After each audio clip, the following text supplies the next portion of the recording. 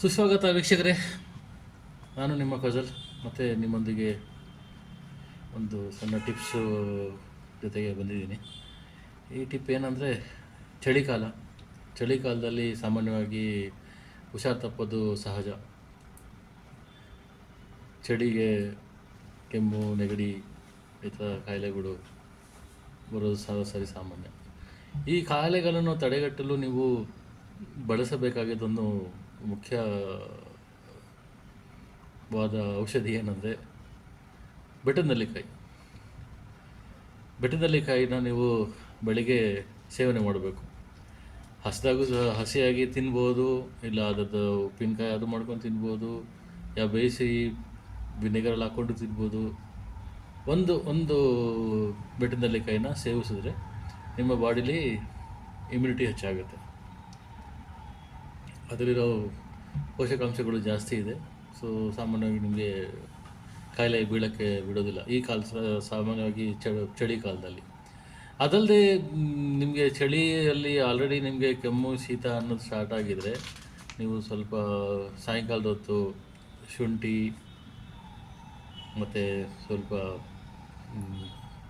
ಅರಿಶಿನ ಮತ್ತು ಒಂದು ವೀಳ್ಯದೆಲೆ ಇದನ್ನು ಬಿಸಿನೀರಲ್ಲಿ ಕಾಯಿಸಿಬಿಟ್ಟು ಅದನ್ನು ಫಿಲ್ಟ್ರ್ ಮಾಡಿ ಒಂದು ಟೀ ಥರ ಕುಡಿಯೋದು ಭಾಳ ಉತ್ತಮ.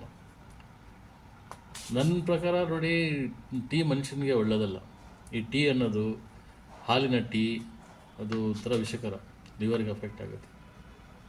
ಸ್ಲೋ ಆಗಿ, ಜಲ್ದಿ ಆಗಲ್ಲ, ಅದು ಸ್ಲೋ ಆಗೇ ಆಗುತ್ತೆ. ಸೊ ಅದನ್ನು ಅವಾಯ್ಡ್ ಮಾಡಿ. ಇದ್ರ ಬಗ್ಗೆ ನಾನು ಡೀಟೇಲಾಗಿ ಮತ್ತೊಮ್ಮೆ ಹೇಳ್ತೀನಿ ನಿಮಗೆ. ಈಗ ಬಾಡಿನ ಬೆಚ್ಚಗಿಡಬೇಕಂದ್ರೆ ನಿಮಗೆ ಒಂದು ಸಂಜೆ ಈ ಥರ ಶುಂಠಿ, ವೀಳ್ಯದೆಲೆ, ಅರಿಶಿನ ಹಾಕ್ಬಿಟ್ಟು ಕುದಿಸ್ಬಿಟ್ಟು ಕುಡಿಯೋದ್ರಿಂದ ಒಳ್ಳೆಯದು.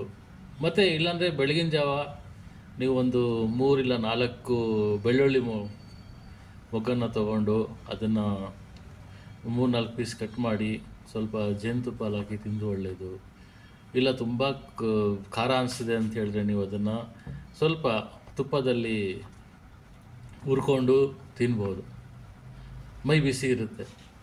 ಈ ಬೆಳ್ಳುಳ್ಳಿಯಿಂದ ಏನಾಗುತ್ತೆ, ನಿಮ್ಮ ಮೈಯಲ್ಲಿ ಕ್ಲಾಟ್ಸ್ ಬರೋದಿಲ್ಲ, ಕೊಲೆಸ್ಟ್ರಾಲ್ನ ಕಂಟ್ರೋಲ್ ಮಾಡುತ್ತೆ, ಹಾರ್ಟ್ ಅಟ್ಯಾಕ್ ರಿಸ್ಕ್ನ ಕಮ್ಮಿ ಮಾಡುತ್ತೆ ಬೆಳ್ಳುಳ್ಳಿ. ಈ ಹಾರ್ಟ್ ಅಟ್ಯಾಕ್ ಅಂತ ಹೇಳಿದಾಗ ನೋಡಿ, ಸಾಮಾನ್ಯವಾಗಿ ಈ ಚಳಿಗಾಲದಲ್ಲಿ ಹಾರ್ಟ್ ಇಶ್ಯೂಸ್ ಜಾಸ್ತಿ ಬರುತ್ತೆ. ಸೊ ಇದನ್ನು ಸೇವನೆ ಮಾಡಿ. ಬೆಟ್ಟದ ನೆಲ್ಲಿಕಾಯಿ ಒಂದು ತಿನ್ನಿ ಬೆಳಿಗ್ಗೆ, ಇಲ್ಲ ಸಾಯಂಕಾಲ ಕೆಮ್ಮು ಆಲ್ರೆಡಿ ಬಂದುಬಿಟ್ಟಿದ್ರೆ ನಿಮಗೆ, ನೀವು ಸಂಜೆ ವೀಳ್ಯದೆಲೆ, ಶುಂಠಿ ಕಷಾಯ ಮಾಡ್ಕೊಂಡು ಕುಡಿರಿ.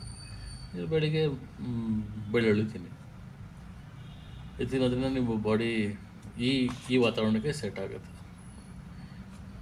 ಮತ್ತು ಬೇರೆ ಇನ್ನೂ ಟಿಪ್ಸ್ ತೊಗೊಂಡು ನೆಕ್ಸ್ಟ್ ವೀಡಿಯೋಲಿ ನಿಮ್ಮ ಮುಂದೆ ಭೇಟಿ ಇರ್ತೀನಿ.